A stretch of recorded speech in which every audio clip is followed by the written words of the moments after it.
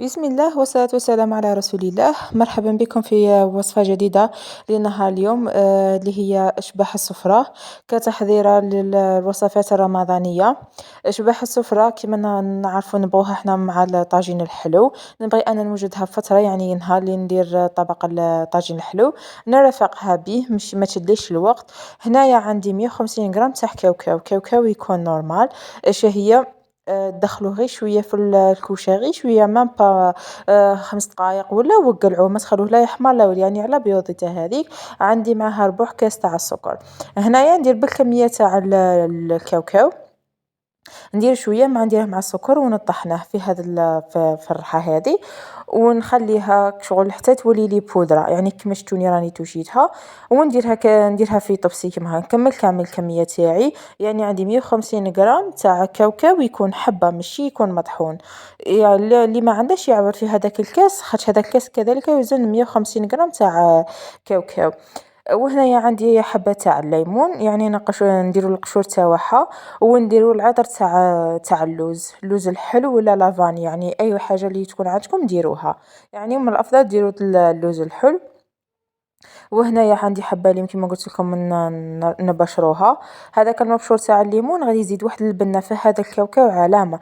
يعني اللوز كيما نعرفوا راه غالي، أنا نبغي دايما نديرها بالكاوكاو، وتعجبني بالكاوكاو يعني صراحة نبغي نديرها به. وهنايا اللي قلنا نطحنوا السكر مع الكاوكاو باش تجيكم هذاك التحسير اللي يجي مع اللوز. وهنا نزيد معاها مغرف كبيرة تاع ماء الزهر، نبدا نخلط فيها كيما هكا غادي تتفتل لي كيما الطعام.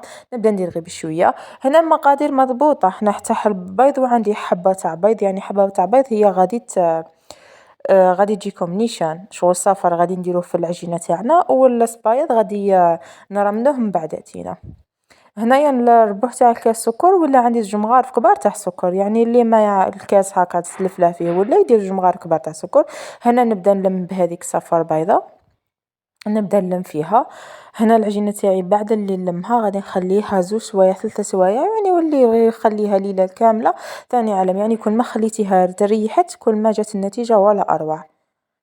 هنا نبدا كيما هنا غادي تلم لكم بالخف كيما راكم تشوفوا هنايا، شوفوا كي تلمت لي ما نعجنوهاش باش ما نخرجولهاش هذاك الزيت تاعها، خاش تخسرنا. هنا نلمها في بابي ونخليها كيما قلت لكم يعني مدة زمنية، كل ما كثرت السوايع كل ما كانت النتيجة يعني جيدة.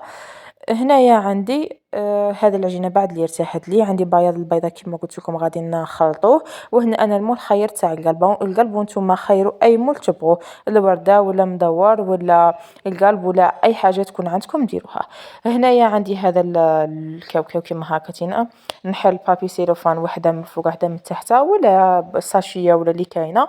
هنا السمك على حسب اللي تبغوه نتوما، انا نبغيها السمك تكون 1 سنتيم. كاين اللي يبغي يعليها بزاف، كاين اللي يبغي يرققها، يعني كل واحد وكيفاش يبغي. يعني انا نحس 1 سنتيم هي مليحه الانسان جا كي ياكلها ما غاديش تقهمه، يعني كي تكون كثر غادي غير تتفتت وتتقاس. هنا نبدا نحل فيها غير بشويه بالحلال تاعي، ومن بعد تينا نقعد نطبخ فيها، نطبعهم كامل الكمية تاعي. من بعد تينا عندكش باش نديرها في بياض البيض. ها وين تينا السمك انا اللي نبغيه يعني 1 سنتيم. ها هي وين تينا قربتها لكم الكاميرا. يعني واللي يبغي يكبر يكبر، يعني على حسب العلو اللي تبغوه نتوما، وعلى حسب الحجم كذلك اللي تبغوه نتوما. يعني هذه نرافقوها بطبق الحلو.